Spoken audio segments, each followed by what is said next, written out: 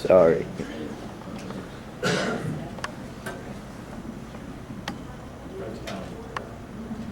Well, I'd just like to say welcome back to our meeting season. Air show season, flying-in season is over, and we're back to fighting with the weather, bringing airplanes down. I got to fly today, the first week I come to an airplane, so I'm pretty excited about that. So, and I made Randy's, even though I was a little late. Sorry, brother. All right, so welcome. How many new members do we have that have made this meeting?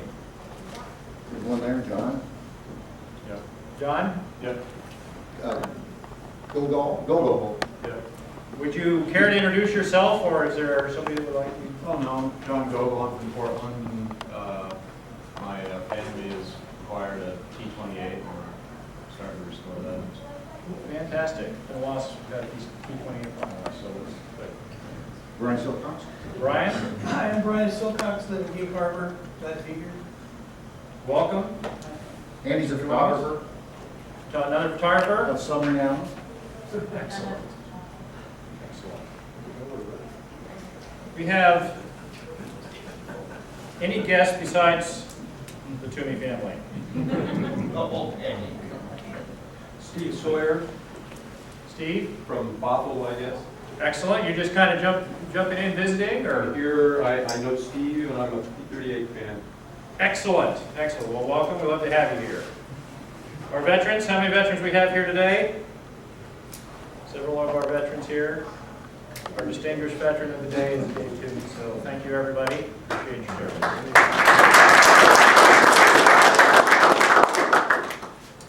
All right, just kind of opening comments real quick. We had I thought, a fantastic summer.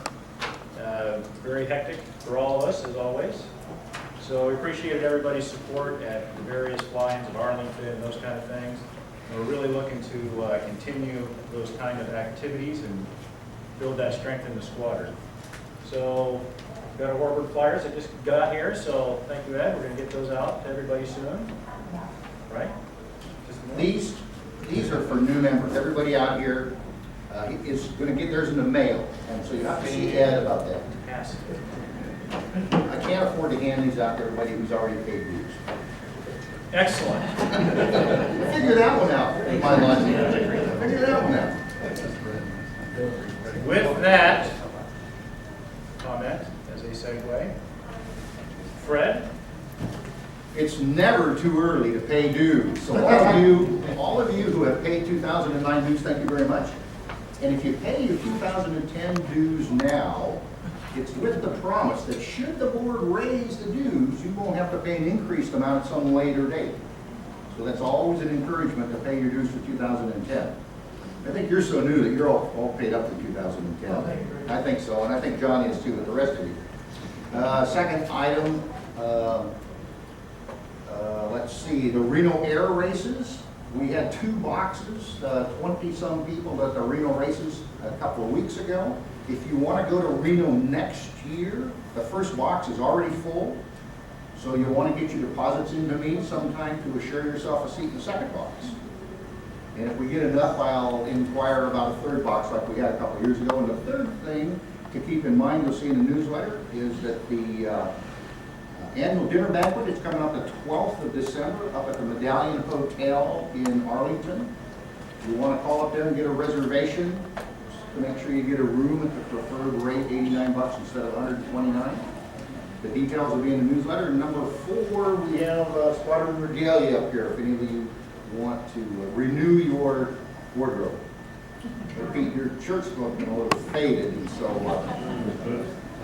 and that's it. Thanks very much, Greg. Thank you. All right, I'm going to not stand in the way of a truly great presentation. We get a chance to hear from firsthand experience flying a P-38, primarily recce birds in World War II. So Tony, where did you go? Tony, I'm going to turn the floor over to you for the introduction. Okay, I don't think I need the mic. I want to open this by making an interesting point. Most of us carry one of these little guys around in our pocket these days. guest speaker did this thing in Italy for us. I think his camera was something on the order of 15,000 pounds. Kind of looked like that. Anyway, I've known Dave Toomey for a while, and I'm looking very forward to this day a long time. We wanted to get him here. And I'm going to introduce him. Dave Toomey, 38 pilot, served in Italy. His wife is with him, Ruth. Their daughter, Lori, and her husband, Steve. Okay, their son, Michael, and his wife, Sharon, and Brandon, and Christopher, and Nicholas. Nicholas is on the camera back there. So let's welcome the Toomey family.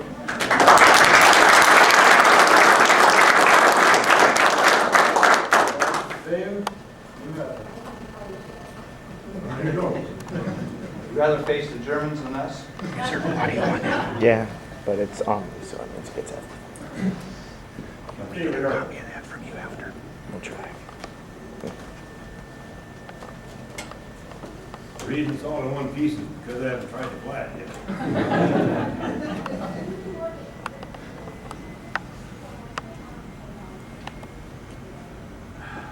It's pretty bright, isn't it?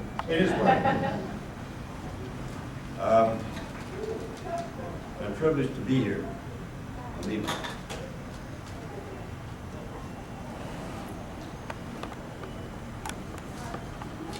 You are now looking at the mother of all stage fright. Relax, let her go.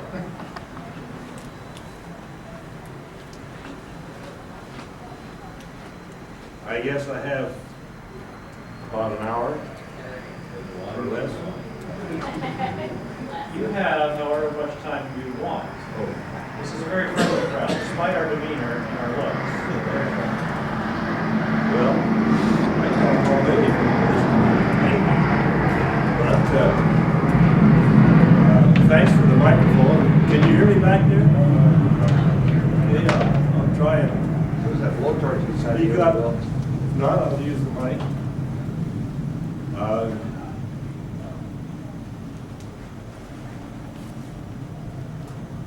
I think the best way to introduce myself is to read the introduction, thumbnail biography that I prepared for the 2001 Veterans Day celebration in the Dalles, Oregon, Dalles High School. This will speed things up, and that'll save me a lot of other thinking. My name is Dave Toomey. Oh, by the way, if I seem to choke up, it's because I have a very narrow emotional threshold, and I tip over fairly easy. So if I embarrass anybody, I apologize now. My name is Dave Toomey. I was born May the 8th, 1923, in Portland, Oregon. My brief military career commenced in 1939 when I traveled to Canada, where I enlisted in the RCAF. However, when they discovered I was only 15 years old, they rejected me and sent me home. I'll put my glasses on, that'll help. 3 months after the bombing of Pearl Harbor, I enlisted in the U.S. Army Air Force. In May of the following year, I graduated from flight school as a pilot and second lieutenant. I was 19 years old. Well, I was almost 20. In October, I was shipped to North Africa, where I flew one mission as a co-pilot on a B-17 heavy bomber. In January of 1944, I transferred to Photo Reconnaissance Group in Italy, where I flew P-38 fighters in which the guns were replaced with cameras. We call them F-4s and F-5s. We always flew unarmed and alone on enemy territory, relying on our superior speed and good luck to avoid enemy fighters and anti-aircraft fire. During my 10 months of combat, I flew 63 missions over Italy. I was shot down twice, once on my 33rd mission in May, and again on my 37th mission in June. My first shoot down came when I encountered an enemy fighter at Focke-Wulf 190 over the front line. He shot the tail off my airplane, forcing me to bail out. Although my airplane crashed behind German lines, I was fortunate to land in friendly territory where Polish troops rescued me. After a brief time in the hospital, I was back flying again. My second shoot down came on a low-level mission when I encountered enemy ground fire. With one engine shot out and the other on fire, I was forced to ditch the aircraft in the sea. When I floated ashore in my life jacket some 10 hours later, I was approximately 100 miles behind German lines. For the next 5 days, Italian partisan fighters helped me evade German patrols until the American 5th Army captured the territory and I hitchhiked back to my squadron. After another week of R&R, I was back flying again. I flew another 26 missions, but unfortunately I crashed again. I had an engine try to quit on takeoff. Our group commanding officer commented that I was not credited with destroying 3 American airplanes and only needed 2 more to become a German ace. So he said he wasn't about to let this happen in his outfit, and he sent me home. Back in the States, I served as a flight instructor until the war in Europe ended on VE Day, May the 8th, 1945, the same day that I turned 22. In 1976, I returned to Italy with my wife and daughter, where we were able to locate a number of the partisan fighters who had helped me avoid capture by German troops. It was only then that I learned that because of their refusal to turn me over to the enemy, German troops had machine gunned to death 68 men, women, and children from the small village of Guadalajara in reprisal. 2 years ago, we returned, now this was written in 2001, 2 years ago, we returned to Italy to attempt to locate the airplane that I ditched in 1944. Although our sponsor dove unsuccessfully on the submerged wreck, we are confident that it is my airplane because it is exactly where I remember ditching it. Since then, we have been trying unsuccessfully to raise the necessary funding to return to Italy, recover the aircraft, and bring it to this country for restoration.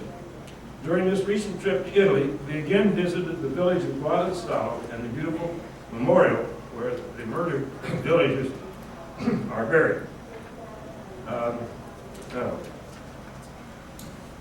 from here, I think, it's kind of foolish me trying to tell a lot of you folks about airplanes, but maybe I can tell you something that we did in photo recon that you didn't know. I'm going to talk about photo recon probably half this session. I have then I have details on my personal experiences. If anything I say you don't agree with, and you know more about it than I am, don't hesitate to speak up. I can still learn. But we have some slides that I had made and will be useful in describing some of the details and some of our experiences. First of all, photo recon. The purpose of photo recon is to secure frequent and accurate surveillance of the enemy. Because if you know more about what he's doing than he thinks you do, you have an edge on him, and it probably will help you defeat your enemy. So our job was to furnish this surveillance for the armies in Italy. Now, the arrangement in Italy had the English 8th Army under General Alexander on the east coast going up through Italy, through the peninsula. The 5th Army under General Mark Clark, on the west coast, and they were pretty closely coordinated. The MAPRW, the Mediterranean Allied Photo Reconnaissance Group, was a conglomeration of pilots who didn't have any place else to go, like me anyhow. They were arranged into two groups, one for the 15th Air Force on the east the other for the 12th Air Force on the west. We had 2 squadrons in the 12th that were assigned to Martin Clark on the 12th Air Force. That was the 12th Squadron and the 5th Squadron. And we had 1 squadron assigned to the 15th Air Force, the 23rd. And they worked in close conjunction with the bombers on the other side. We worked in close conjunction with Mark Clark and did tactical work for his ground forces. He was so impressed and needed our reconnaissance so desperately that he insisted that he have our photos on his desk in the morning at 6 o'clock. And that meant our interpreters and camera crews had to work all night. But we supplied him all the way through. The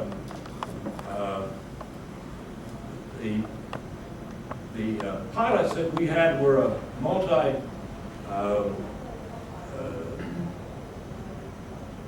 words family. Anyhow, well, they came from every place. We had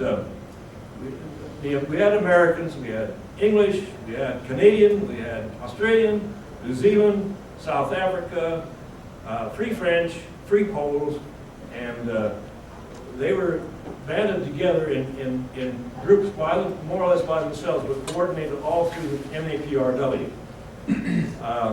The planes that we flew were primarily the P-38 for the American forces because it was ideally suited for it. It had twin engine, it was fast, and it was stable. The British had the Spitfire, some Hurricanes. They had the Mosquito, which was a very good airplane. We used the P-38 to, I think, to its best advantage. Cameras, we had cameras that ranged all the way from the K-12s, K-6, K-12s, K-24s, K-36s, and the numbers designate the focal length between the lens and the film. So a K-6 was 6 inches. It was used for low altitude, for a broad picture of close-up, and was used at low altitude. The K-12 was an intermediate. The K-24 was very popular. It was 24 inches in focal length, and it blended itself very well into the nose section of the plane. The K-36 came along later. The first one, the 36-inch focal length with the magazine was so long that the lens was stuck out through the bottom of the gondola, so it wasn't too well adapted. But the magnification came with the focal length of the camera. The longer the focal length, the more magnification that you got. Now with the K-24s, our photo interpreters, which used the stereoptic effect from the overlap of the film, they were able to, believe it or not, be able to count the number of strands of barbed wire in a barbed wire entangled. They could tell the caliber of an artillery piece. And they became very adept at identifying any. The only thing that they had problems with was camouflage, but that was something that you couldn't always beat. The film that the cameras used was 180 feet in a magazine of 12-inch wide, high definition, very, very good quality film. The idea behind the arrangement of the cameras was to, and they were mounted vertically in the nose of the plane. I wonder, Sandy, or Greg, if you would, could you show that picture of the camera compartment? Yeah, next one, I think it is. Right there. Right here. Yeah. Okay, now that shows pretty well the arrangement. There were a lot of combinations, and the mission you flew depended upon the requirements that you were asked to perform that day. I think that's a 6-inch, a 12-inch, and a 24. Then there was another arrangement. I think that's on the next film. Yeah, there's two 24s. You can see some of the lights are mounted in such a manner that they could focus sideways. The little camera in the front was for close-ups at low altitude. Our missions were the mapping run primarily, and was the one that was most often requested. But we also did pinpoints, which were individual, maybe 2 or 3 exposures of strategic targets like railroad tunnels or highway bridges or anything that was of small identity. And then we did have a third type of mission, which was low altitude. Now, the missions we flew, the mapping missions, were usually an optimum of 25,000 feet. That put us high enough to where the German gunners had to use radar to track us. It was also high enough to where most of their aircraft, except the 109 and the Focke-Wulf 190, couldn't reach us. We were under the vapor trail level, which you didn't want to ever pull because then they could track you visually. So it was optimum. The dicer missions, which came from the English word dicey, which meant hazardous, was a low altitude run, usually run at 1,500 feet, and used. Now this shows a left oblique. We usually had a right oblique aimed out of the gondola, as you see here, in a right direction, about 45 degrees depressed and about 45 degrees ahead of the plane. And we ran those at 1,500 feet. The cameras were controlled by what we called an intervalometer. It was a black box that sat between our legs, and we turned it on and off. The rest of the time it was automatic. Is everybody, can you hear me back there? Okay, great. It was automatic, and you dialed in the frequency of the exposures, and that it was all taken care of. And the time lapse between photos ranged all the way from 4 seconds, believe me, 4 seconds up to, well, whatever it took, 28 or 30 seconds. And again, that depended upon your altitude and the type of camera that you're using. On a dicer, which ran at 1,500 feet, the 4 seconds gave you just enough time to cock it up and crank it around, set it back down, and in time for the intervalometer to get a good photo. And that took some doing, especially when you were following a river like the Arnold.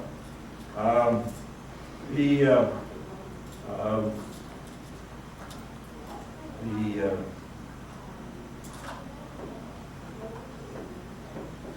missions that we flew were mapping missions, and had the film, if I can explain this, the film was moved forward in the cameras and in such a manner that by the timing on the intervalometer and our altitude and speed would give about a 60% overlap. And that way you'd obtain the third dimension or stereoptic effect for the readers who used a little stereoscope mounted. There were 2 lenses mounted on a little frame, and they would put 2 pictures side by side with an overlap and scan that and get a third dimension. And it was awesome. Very, very effective.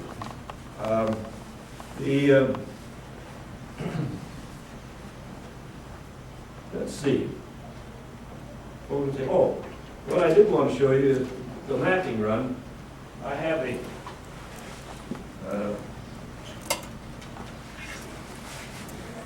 diagram here, two diagrams that I made of two of my missions. It's the only ones that I ever got back with a, we got a plat, a plat of our mission success after each mission, and it would show the amount of coverage that you got and any gaps that you had, and we always strove for 100%. But that meant you had to navigate, you had to run your own security and watch for fighters and flak, and manage to stay on track.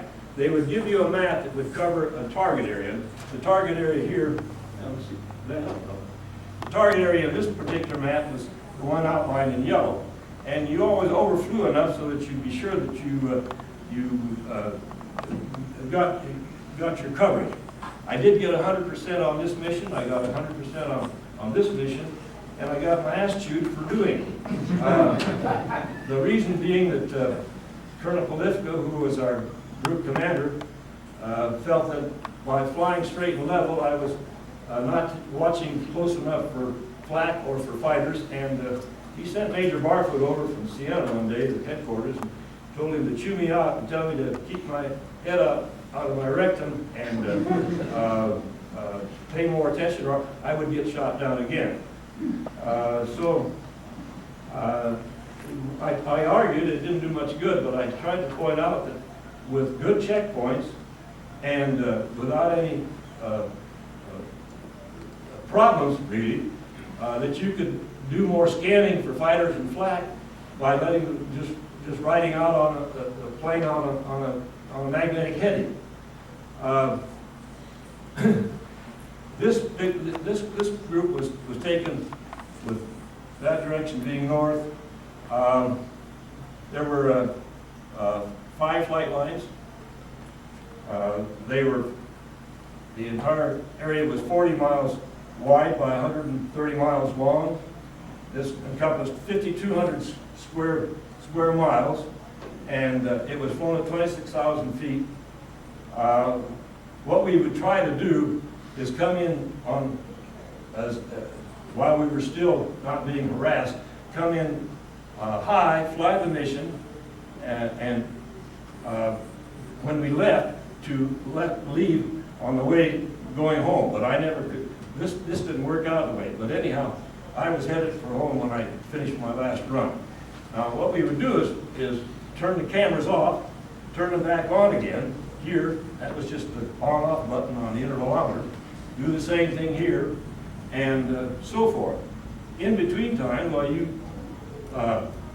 depended to entirely on, since you're all by yourself, you entirely on your own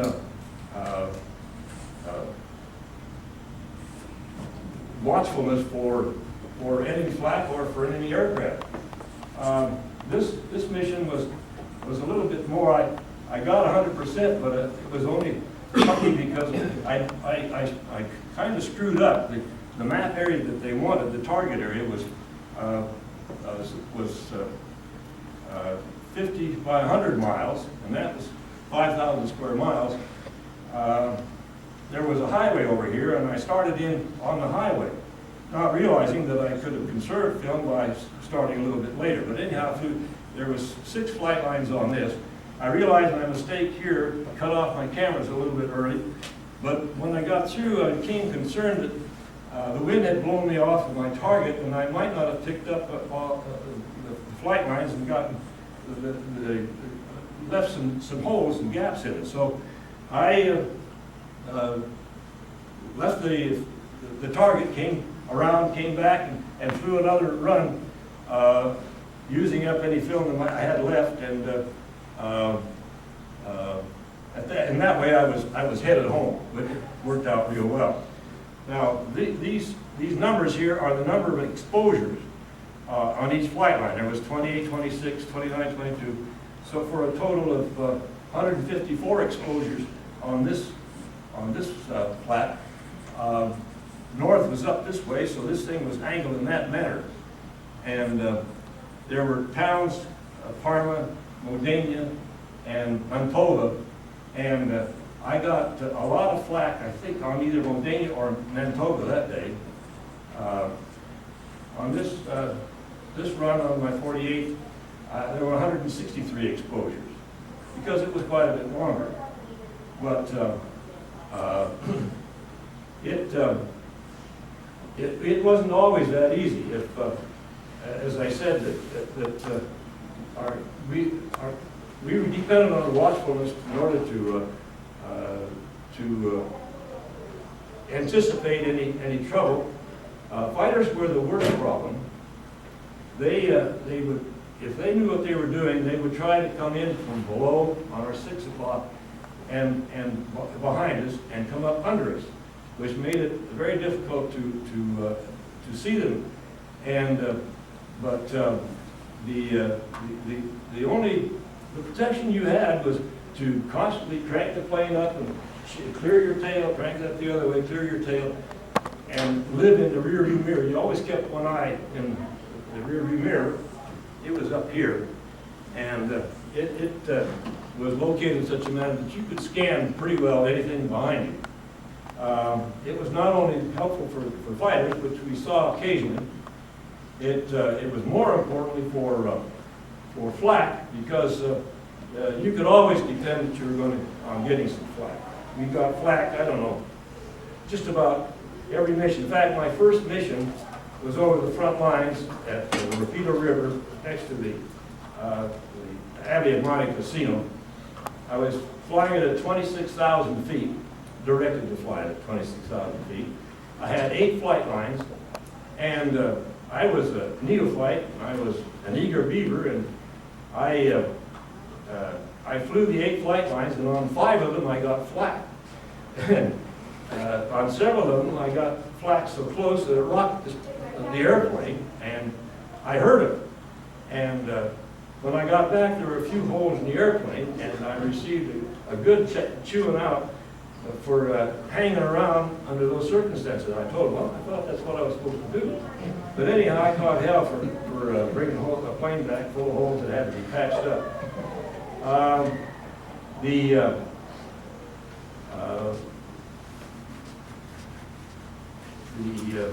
I better check my notes and see where I'm at. Let's see.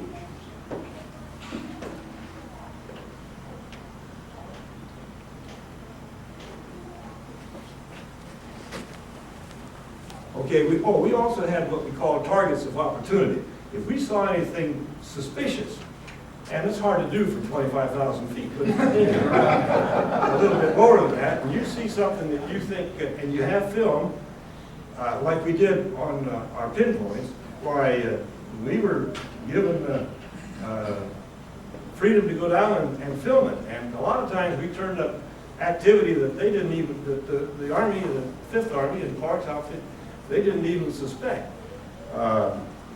They were appreciative of it because we were doing our job, and we thought it was a good deal because it gave us a chance to do some sightseeing. Now, what I'd like to do is tell you a little bit about my path to the P-38. I graduated from Roswell Air Base in Roswell, New Mexico, and I had gone through flight school with, well, going back, I first saw the P-38 in about 1940. There was a squadron of them that were assigned to the Portland Army Air Base, and I think that they were doing sub patrol out over the mouth of the Columbia. But I was so struck by the grace and the agility and the smooth characteristics of the plane. I fell in love with it. I won't say it was my first love, but my wife and I were dating about that time, and so I fell in love with both of them about the same time. Got out of that.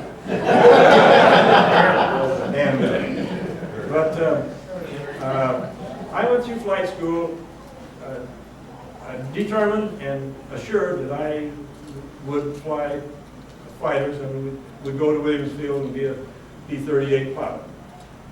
Unfortunately, when the requirements came in for pilots on graduation day in May of 1943, there were no requirements requested for P-38s. Nothing to Williams Field. I was devastated. I was just really upset and frustrated because I had a lot of time in 18-9s. 18-9s were the Curtiss version of the Bobcat, the AT-17 or the C-178, and it was a beautiful airplane, but it was all metal. It was underpowered.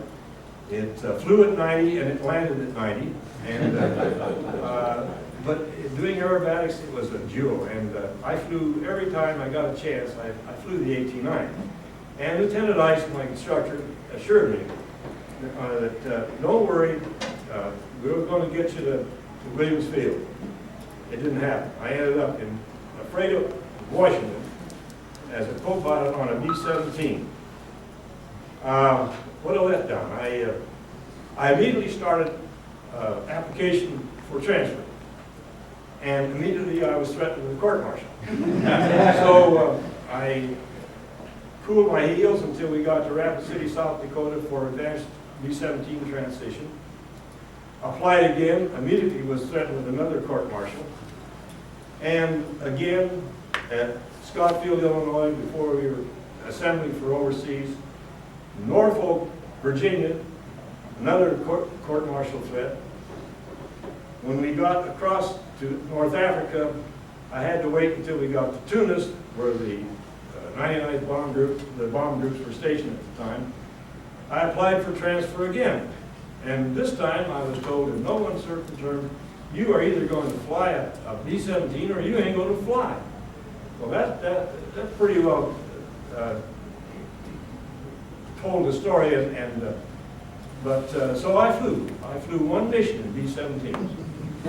I'll be honest with you, I was so bad that when we landed and back at our field, we were fortunate to get back. The crew all came to me and lined up and said, Lieutenant, please go find something else you can fly. Well, that did it. The word got back to the pilot, and he went to the group commander, and they both decided that it would be in everybody's best interest if I didn't fly a B-17. So I was released of my flying. I got off out of flying duty. I didn't get any more flight pay for a couple of months, but I then was free to start looking for a P-38 outfit. Unfortunately, at this time, all the fighting moved to Italy. So here I was, and then there was a transition in the Air Force. They created the 15th Air Force from the 12th. So then there was a 12th Air Force, which was tactical, the 15th Air Force, which was strategic. When I applied for a transfer, it first of all had to go up the channels through 12th Air Force headquarters, over to 15th Air Force headquarters, back over to the 12th Squadron that I located that would take me, back up through the 15th Air Force headquarters, back over to 12th Air Force headquarters, before I was finally advised that my transfer had been accepted. Anyhow, I'm getting ahead of myself because when we got to Foggia, I started looking around, and I spotted the first fighter group, which had B-38s, and they must have heard me coming, heard that I was coming, because I think I had a reputation as being a retread, and they didn't have any openings.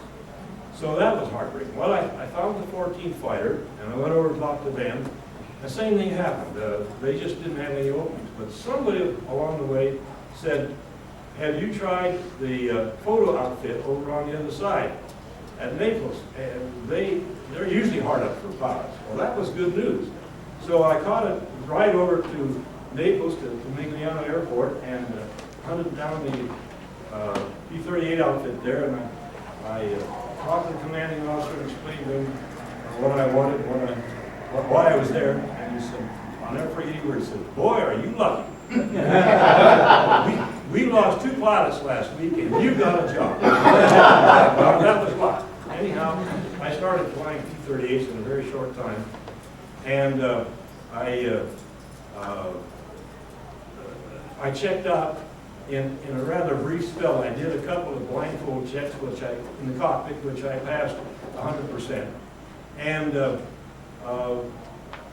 the instructor got on the wing and directed me, and we went out, taxied out to the runway, checked mags. He climbed off the plane, wished me good luck, put up the stirrup, and I was on my own. And it was heaven.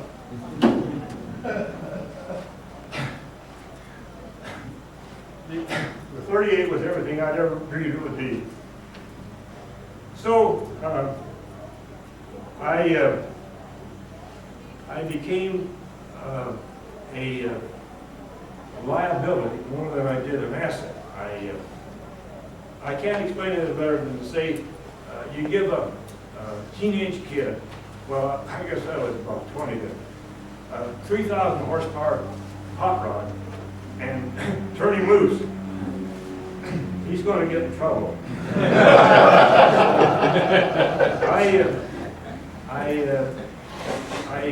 I went sightseeing, I did cloud chasing, I did rat racing with anybody that would rat race.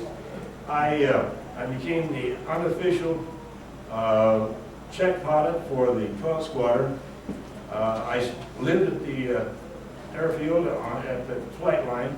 Everybody else went to town on the day off. I stayed. I worked with the mechanics. I helped them if I could. I washed the planes with a mixture of diesel and gasoline, and I put out the word, I will fly any P-38 or all P-38s anytime I can get my hands on one. So they obliged. I frequently had to fly slow time missions, and that was bad because you get an hour up and nothing to do but just fly the airplane at slow RPM and slow speed. You go looking for something else to do. And I found my brother-in-law over on the far side of the peninsula in the 339th Service Squadron, which was assigned to the 92nd Bomb Group. And I used to go over and pay my respects to them. And finally one day I blew over their Lister bag, and the colonel or Major Holder did not appreciate that. He was their CO. But I got in real trouble one day when I buzzed Bob's tent, and his roommate, his tent mate, stepped out of the door at the same time, and here was the P-38 in front of him. And he bailed out into his foxhole and landed on an old orange crate that had broken up. Bob wrote me a letter and he says, don't come back. Stikowski's got a contract out on you.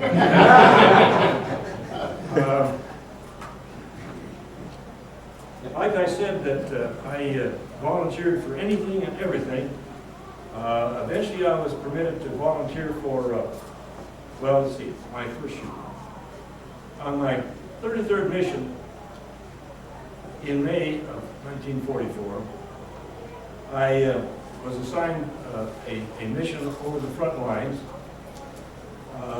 and on the day of the breakthrough across the Rapito River, which was just to the west of the Abbey of Monte Cassino. And so it was a milk run, you know. All I had to do is I started my flight line runs at 26,000 feet, and I could still see the runway that I'd taken off with. Pretty close, 35 miles. So I started out in all innocence at 26,000 feet, flying along, minding my own business, taking my flight lines, and all of a sudden I had failed to keep track of what was around me, and Lo and behold, right in front of him was a Folk-Wolf 190. Now, you didn't have any trouble recognizing Folk-Wolf because it had a wing that was on the bottom of the fuselage, an immense cowl, and his guns were flashing. So I and he got some rounds in my tail because I felt him hit, and very shortly the elevator came off, which was not good. The airplane turned nose down, and while I'm trying to think of what next to do, I saw the airspeed climb past 450, and I decided, well, there's nothing else to do. And in the meantime, other parts of the airplane were coming off. There was an aileron came off and started spinning. So it was simple. I just reached down, reached up and released the canopy, released the seatbelt, and that's the last I remember. When I came to, I was nearly naked. I was tumbling over and over. My left shoulder was very, very painful. Found out later it was fractured and dislocated. I don't know. I must have hit the airplane somewhere. But I couldn't find the parachute strap. You know, you go looking for the D-ring and it isn't there. There's that old saw that says the supreme terror comes when you know you're about to die. You're falling from the, your parachute won't open and you're falling from the sky. I was in deep trouble, and I was doing a bunch of screaming, and I know, and then eventually I settled down because I knew I was running out of altitude, and so I began to try to get the harness back up on my shoulder, and it wouldn't stay. So eventually I just grabbed the D-ring and pulled it, and the next thing I had a beautiful piece of silk overhead. I was hanging head down. I got tangled, my feet had tangled in the shroud lines. So I had a terrible time getting untangled with this one arm. And shortly after that, I hit on a tailor slope on a mountain, Mount Trokea, just south of Mount Abbey, and in no man's land. So when I hit this tailor slope, I started rolling down the hill, and I rolled up in the shroud lines, and I was very effectively stuck. And besides that, I was in the brush. And I was in and out of consciousness.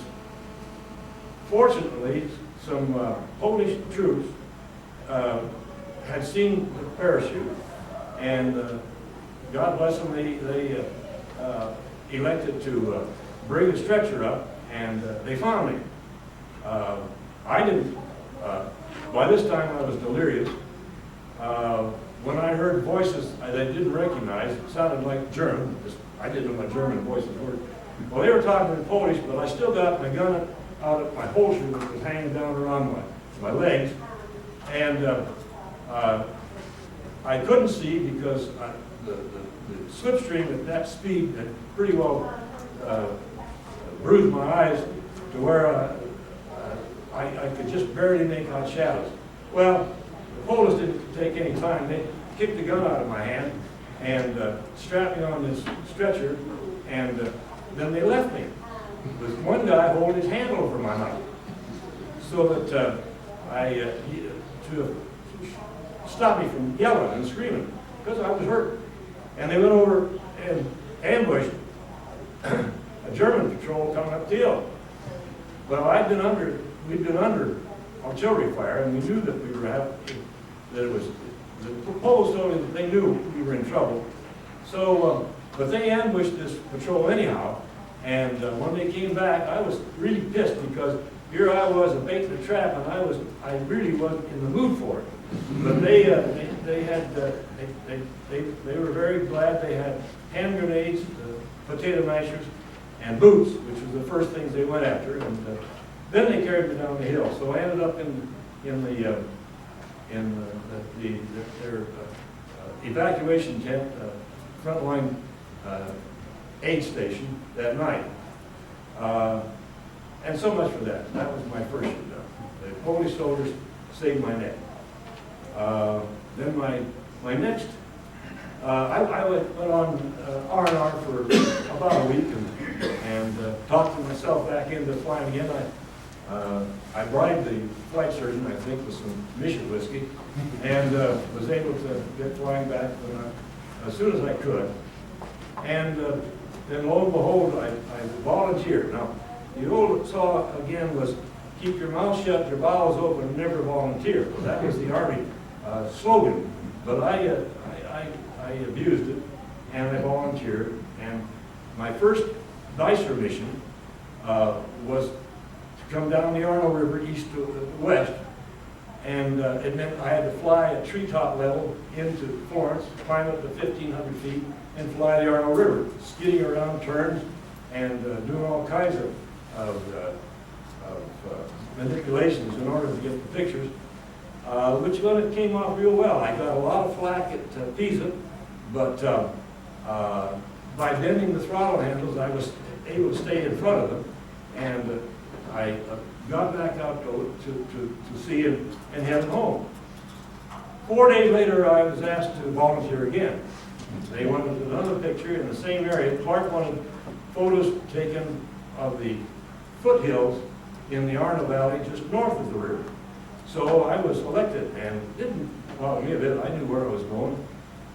I went up right on the deck over the ocean, up past Piombino Point, across the coast where I had before on the IP that I knew about, which was this little town of Chasing, and bounced over a group of tall cottonwood trees, and lo and behold, here was this meadow that I recognized with some trees in it that I hadn't been there before 2 days before. Well, they were camouflaged artillery pieces, and they shot my ass off. Very good. The plane was on fire, and the engine was out, the rest of it was on fire, and I had it cocked up, managed to struggle back out to the shore, and headed for Piombino. I was going to go to the Isle of Elba, which was right off, because it was neutral, land and swim ashore on ditch right down there. They didn't make it. We got 4 miles down the beach and everything quit. So I bounced about 4 or 5 white caps. And the plane stopped, nosed up, and I got trying to get out of my chute harness. I went down with the plane, but I did get out of the harness, and I pulled the lanyard on my May West and bobbed to the pretty out of air along the surface. And then I was amazed how quiet everything was.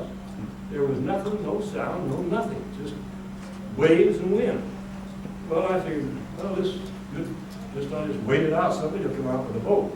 An hour later, it finally dawned on me that maybe nobody had seen me go down. I didn't have a boat coming out to get me, and I was going to have to get to shore as best I could. And by this time, I was pretty well cramped up, hypothermia. The next 6, 8, or 9 hours, I don't know how long it was, the wind finally changed, blew me on the beach, and where I came pretty close to drowning, because every time the wave would wash me up, then the next one would come up and wash over me, and I'd have to take a big gulp of air and hope I could hold out until the wave passed by. Oh, make a long story short, I crawled in the brush, I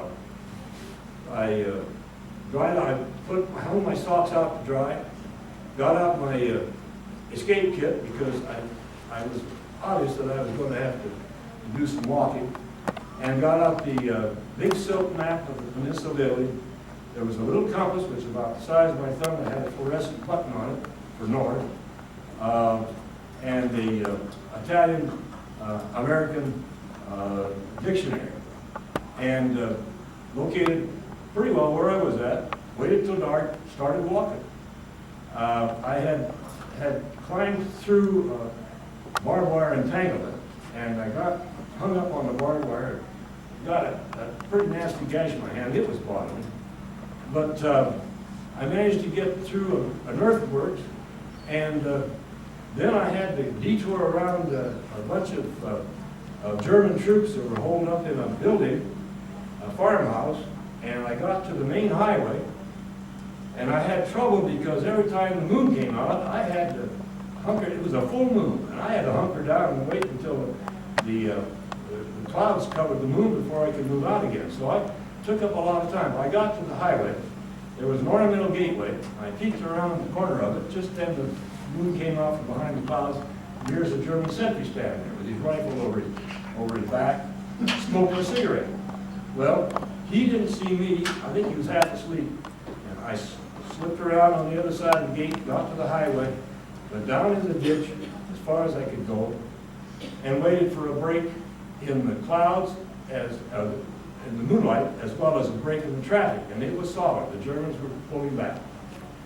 I finally got my chance, and I jumped up and started to run across this concrete road, and my boots were muddy and went right out from under me.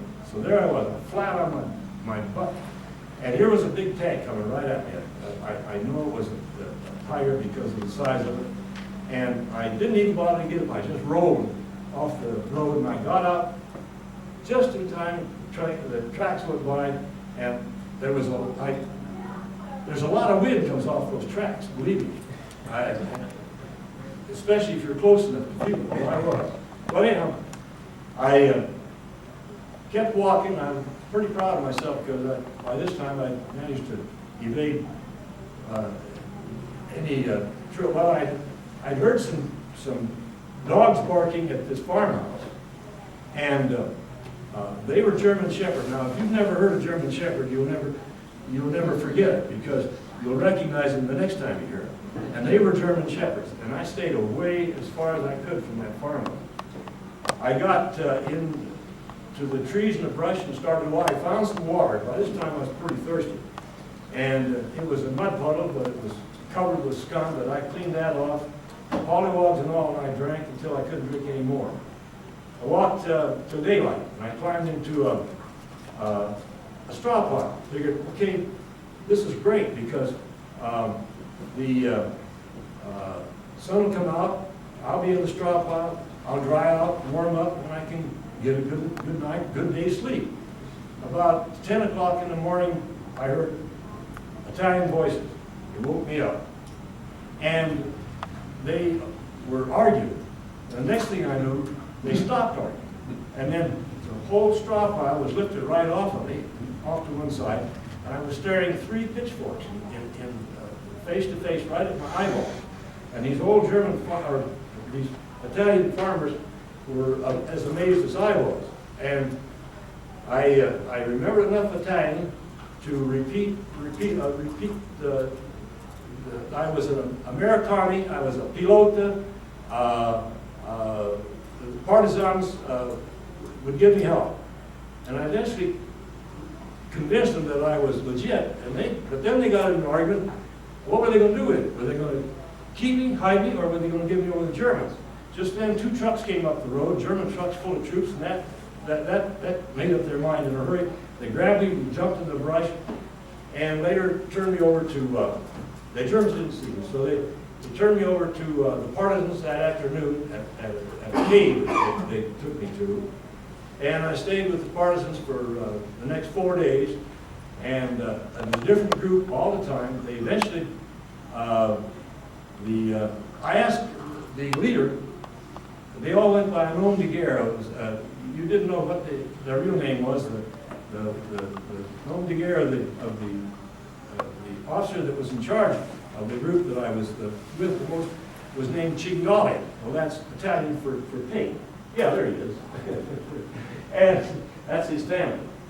So he asked me what I wanted to do. He says, "You want us to take you through the lines, or do you want to hold up until the troops, the army comes through?" I asked him about how long did he figure that was going to be, and he said maybe a month. I said, "Well, what would you prefer to do?" He says, "Well, it'd be a lot less dangerous for us and my fellow partisans if you just decided to hang out and wait until they came through." And so I said, okay. So they put me up in the brush, and I slept in a brush pile at night. And lo and behold, here came Clark and his 5th Army, and they were there in 4 days. There was a big gun battle, an artillery battle over my head, tanks. And we were holed up all day while this battle went on right over this canyon.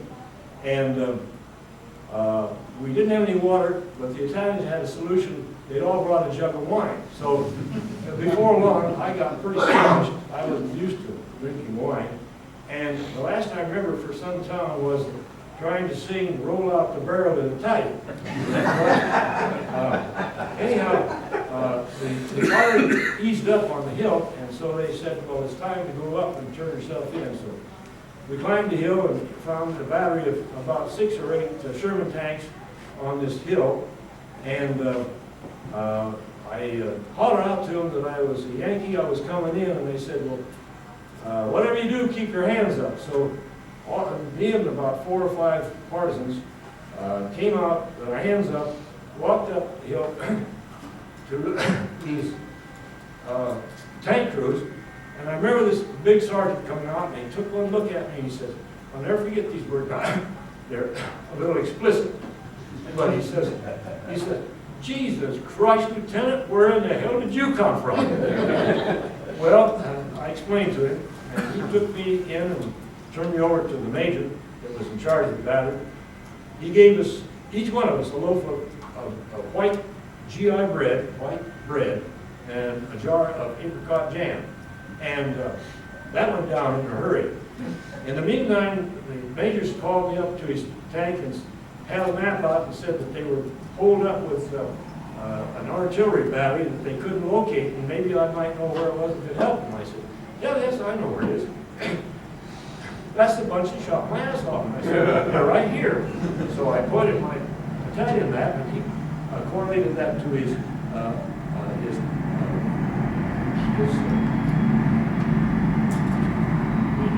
quadrangle map. And he said, okay, I think we've got it spotted. He said,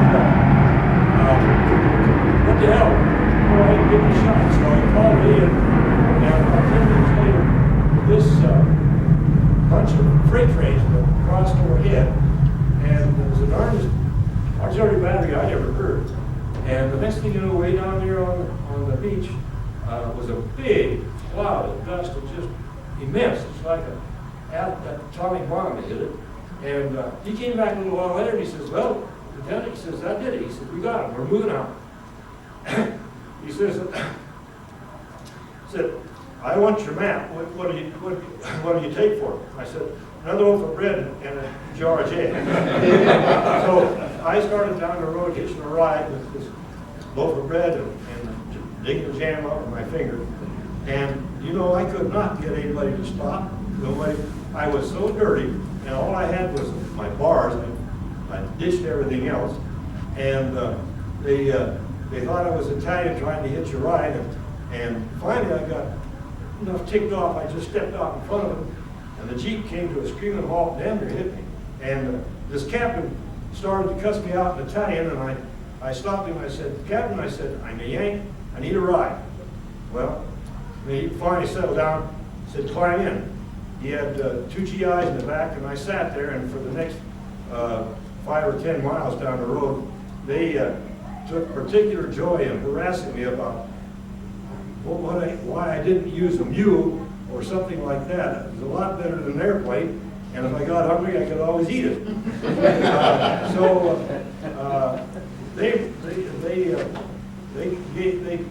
They had to turn off when I got out, and another Jeep came along, and it was 2 pilots out of the African American fighter group, and I forget their number. And they came by, they were joyriding, and I had to convince them that I was for real, and they gave me a ride back to my outfit. And dropped me off in operations tent, and I walked in the tent. Our operations officer was sitting behind the table doing some paperwork, and I saw the reader board said Toomey, NYA, and then Timmons looked up. I said, hello, Captain. I said, I'm back. And he says, he looked up, and his eyes got the size of saucer, and I thought he was going to faint. Then he got up, he jumped up, and how am I doing on time? We're doing great. You're doing great. We're having a grand old time. Keep going. Okay. Anyhow, the group were surprised to see me because I was the first one of the, I think first and only one of the outfit that I know of that ever walked out, and I had done it twice. So I was kind of an anomaly. I'm kind of they became suspect. So I was given a chance to go back with the driver of a Jeep and a photographer and photograph some of my landmarks in order to justify and to verify that I had actually been shot down and what I had done. In the meantime, the guys got the horse trough ready with some water because I was covered with, besides dirt, I had fleas and lice, and so I was going to take a bath immediately. They peeled my clothes off and burned them, and then they tossed me in the horse trough, and I had 2 bars of GI soap, and they worked me over pretty good. Then they dried me off. I dried myself, and then some of the guys were, a couple of them were drawing straws, and I wondered what the heck was going on. They said, well, they brought in this can of we called it purple goo. It was gentian violet, and it was very good at killing fleas and lice, especially lice larvae. And you swab that on the spot where you had lice. Well, that happened to be my privates. These guys were drawing straws to see who would get to swab my privates with this purple goo. And I told them in no uncertain terms I would do that job myself. Well, they shaved my hair, and I went back to Florida again another week. Then 26 more missions later, I had an engine quit on takeoff. And I kept the plane on the ground, but it was so muddy that I ended up in a ditch and crashed another plane. And this time I went over to Colonel Bolifka's headquarters, invited me to dinner again. I sat there in silence. I was in disgrace because it was, the plane I crashed was his special pet. It had a 36-inch camera in it, and I had washed it out when I landed in the bottom of that ditch. And so eventually, when dinner was over, he pushed away from the table, lit a big cigar, and he said, looked me square on. He said, "Okay, Lieutenant." He said, "You have now been credited with destruction of 2 or 3 American airplanes. You only need 2 more to be German agents." He said, "I'll be damned that's going to happen in my outfit. You're going home."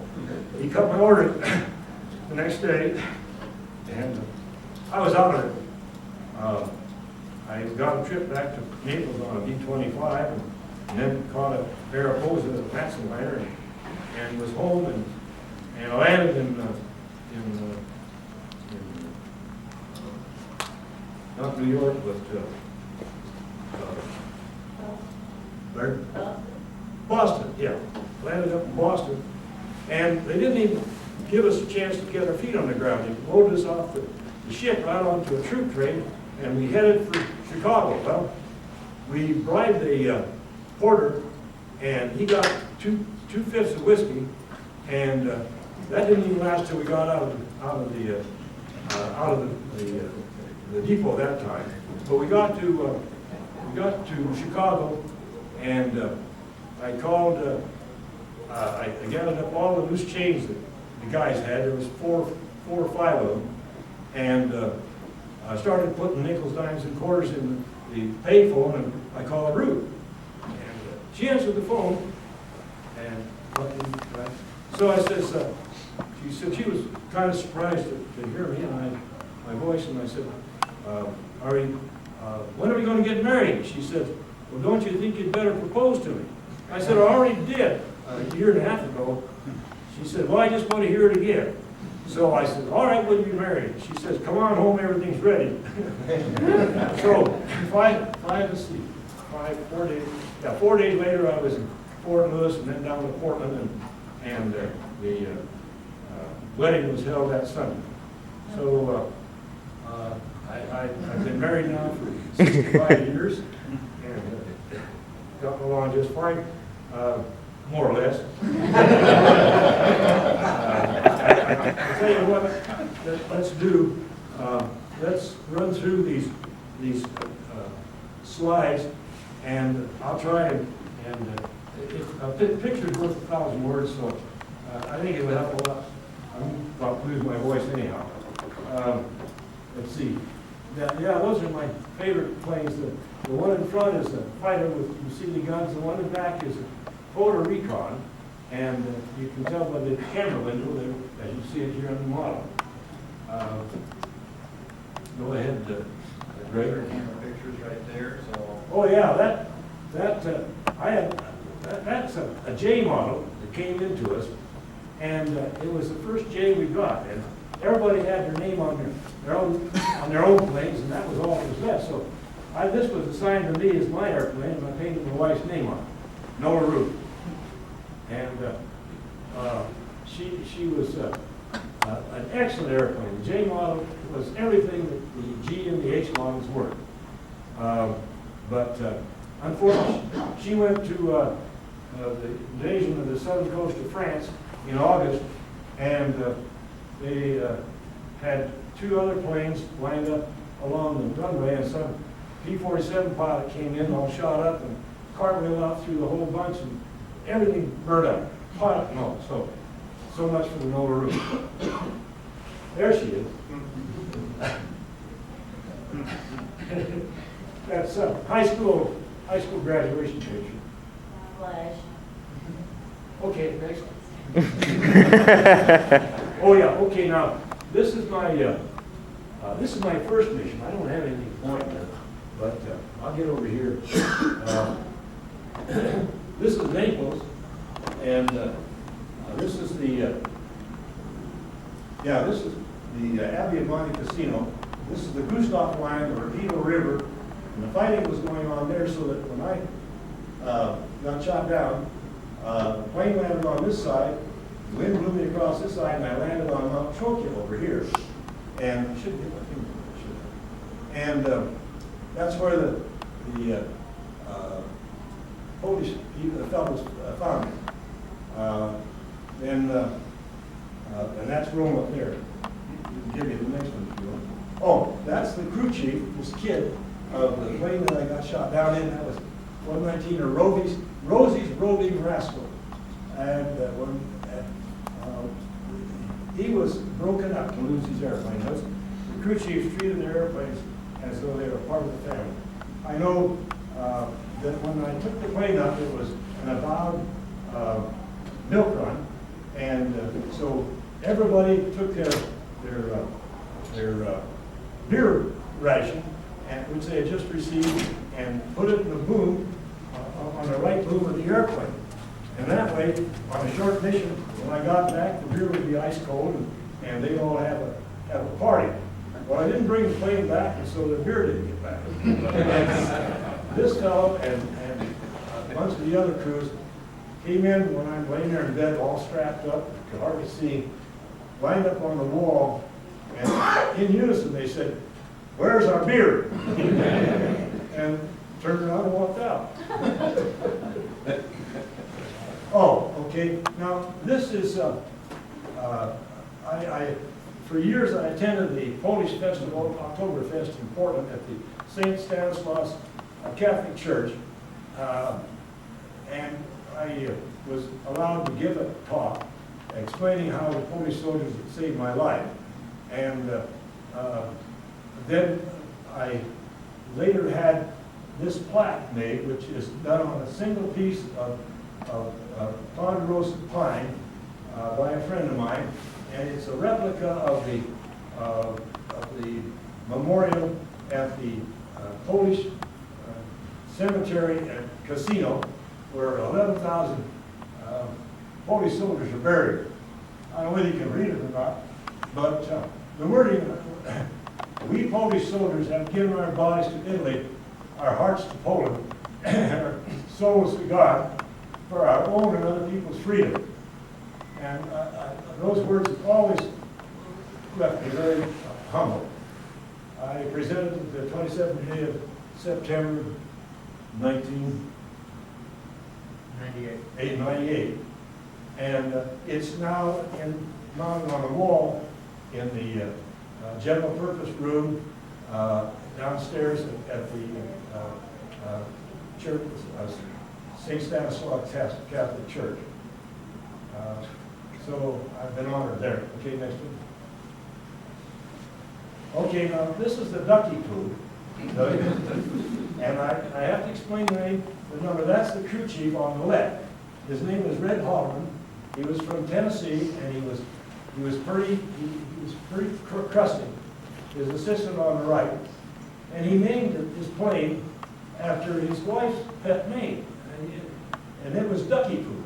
He never would explain how he came to that name, but he certainly was proud of it. He painted it on the airplane. So 197 was the Ducky Poo, and that was our dicer. I think she was a P-38F that came from North Africa.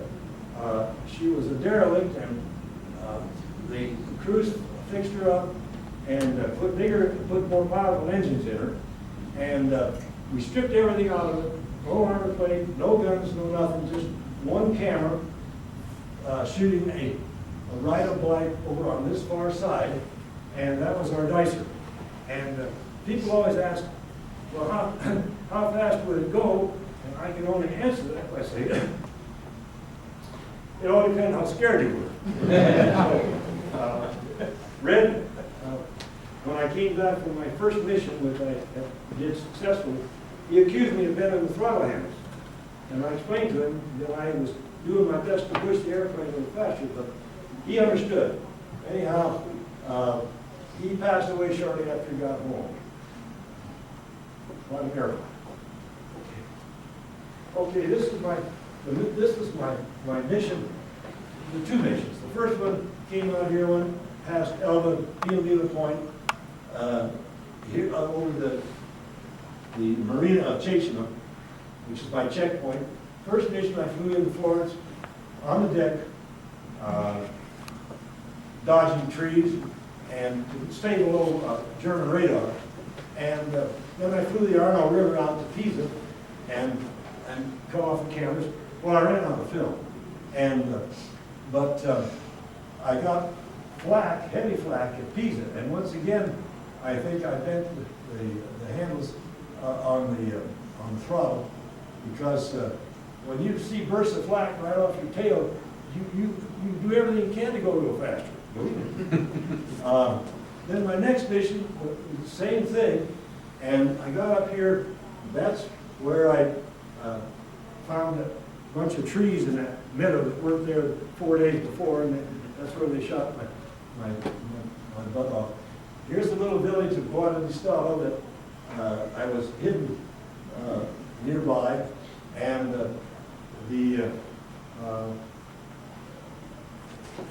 okay, then let's see, what's the next film? Well, okay, this gives is a sketch I made of my escape route. That night I landed here on the beach, just south of the marina. I had to cross a canal. Here was the farmhouse. I detoured that when I heard the dogs barking. Here's the main highway. I crawled up the ditch and eventually crawled across and got away. So the ornamental gateway where I discovered the German sentry was right there. And when we, well, that's a long story. Okay, there's the beach where I landed. You can see the barbed wire there. What's left of it is pretty well covered by sand. There's, from the other direction, I finally got through the barbed wire and went up this little trail, and that's the brush pile I climbed into. And the reason I took these pictures is because, as I said, the hierarchy wanted me to verify that I was not lollygagging and that I was telling the truth. So, if you get in the next picture, that's the beach and the trail, and that's where that tree just to the right is where I hung my socks. And there's the ornamental gateway. That day I took that picture, there was an MT standing out there, and I think that the farmhouse had been adopted by Clark and his group as their headquarters. Anyhow, it was well protected. This is the ditch that I climbed down and went north on in order to get away from that gateway and to get across the highway. Next picture. Yeah, there I am standing. There's where I peeked around, and I nearly wet my pants when you get that close to a guy wearing a rifle. You know that he shoots you if you saw it. It's kind of mind-boggling. Anyhow, I walked or crawled around the other side, and I don't think he'll never know how scared I was. Okay, next picture. There's the little bridge that I crossed over the canal, and these are landmarks. There's a big hole on the far end that wasn't there when I went across it, so it must have taken an artillery hit. Next picture. And that's the outskirts of Chasena, the little village that I had to skirt around, and that was one of the fields I had to cross, where I had to wait till the moon got covered by clouds,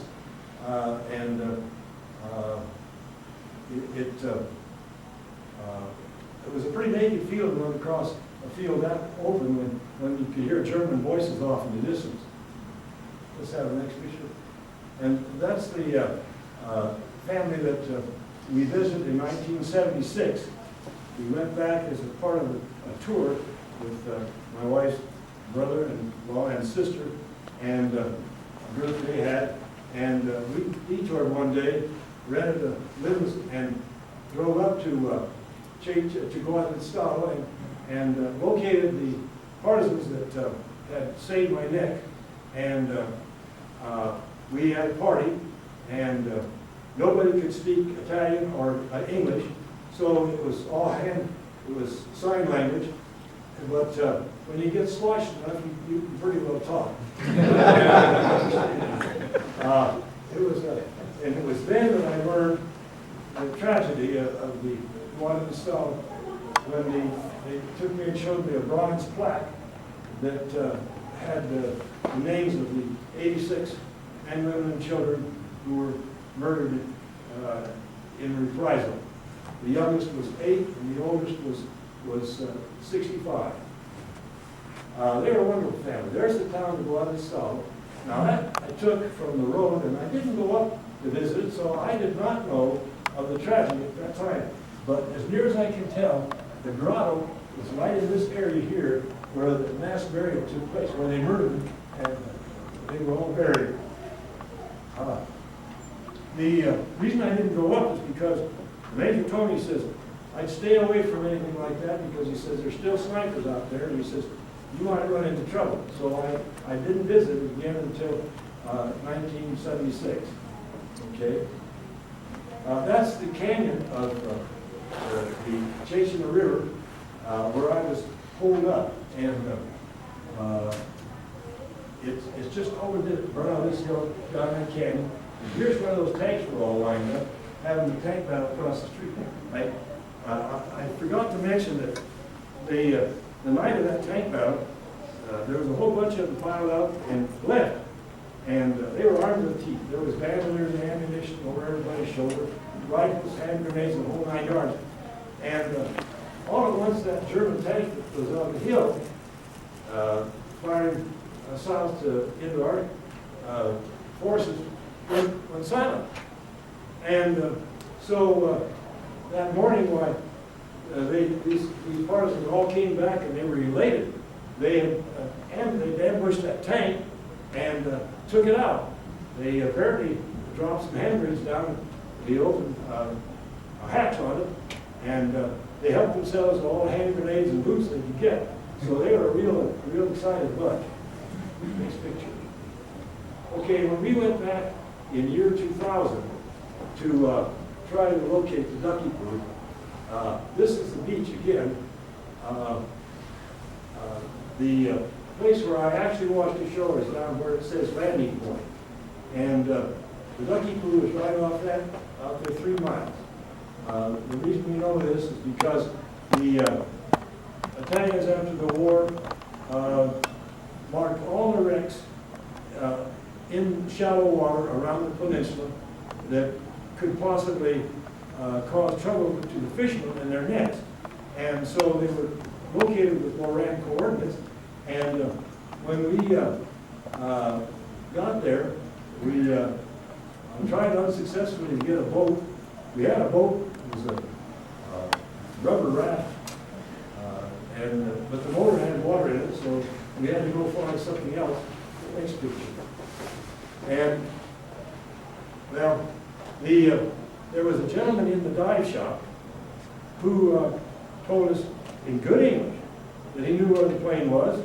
He'd overheard us talking, and would take us to a dive boat that we could use and that we could rent, and we did.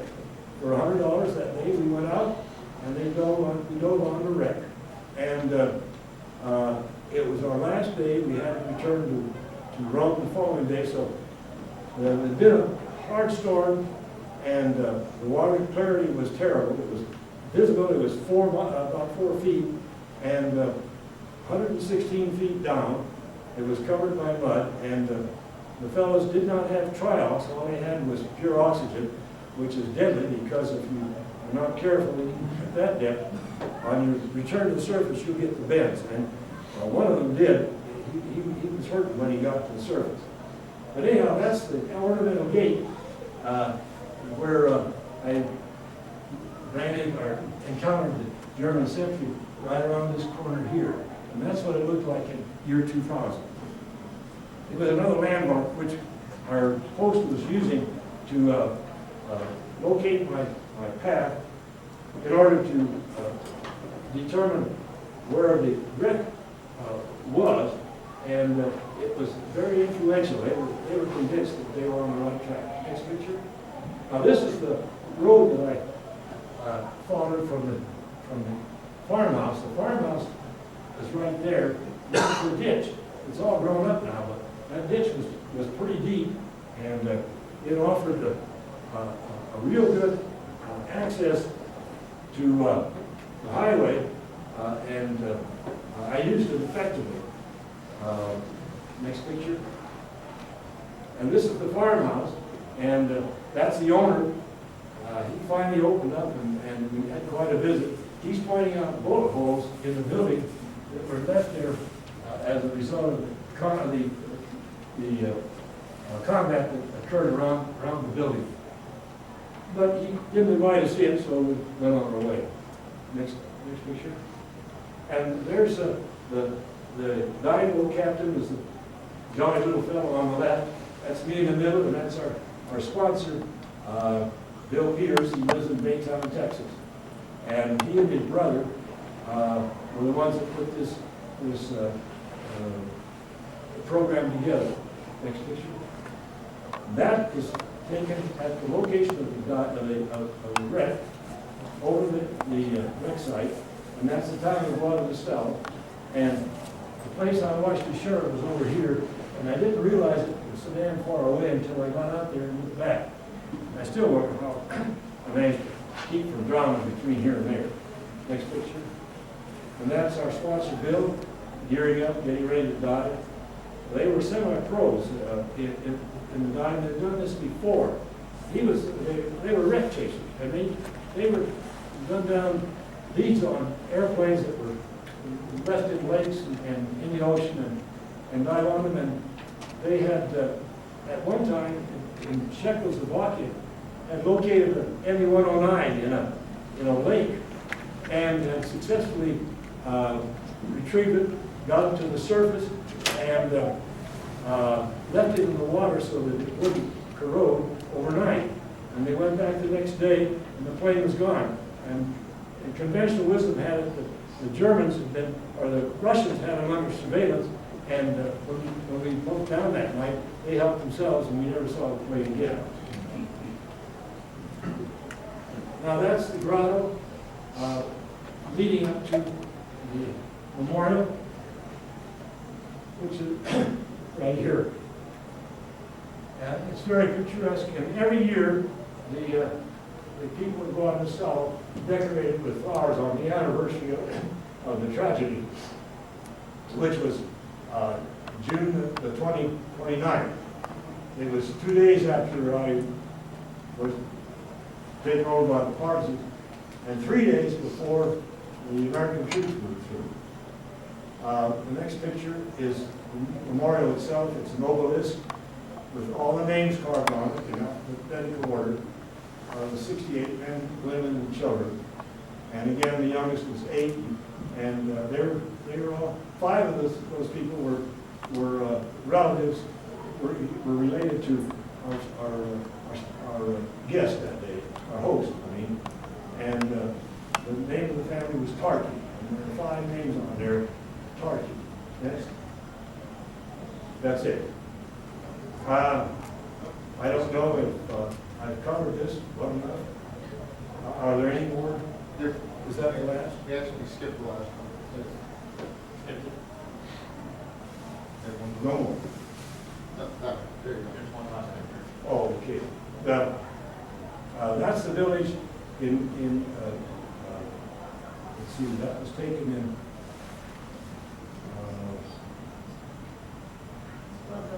was that our first trip or second trip?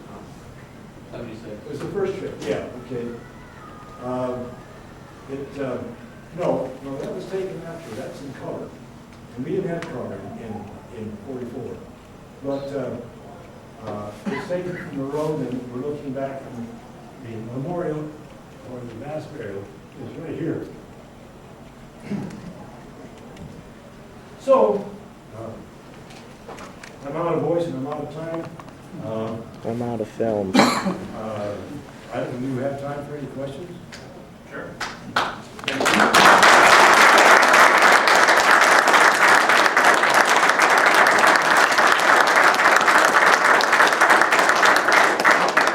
you. Let me say in closing. Oh, I'm sorry. Please finish. Please finish. Go ahead. Oh, okay. All I want to do is say that I'm 86 now. I know that the end of this road is coming up. But with my wife Ruth of 65 years, it's been a hell of a ride.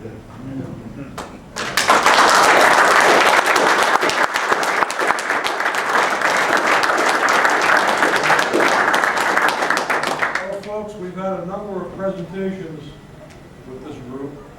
That's as good as it gets. One more thing I want to mention. There's a copy here of the Air and Space Smithsonian Magazine.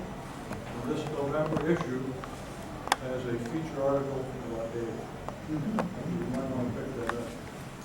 Thank you. Thank you very much. We've got a couple of guests that I think we failed to introduce here. Some guests back here.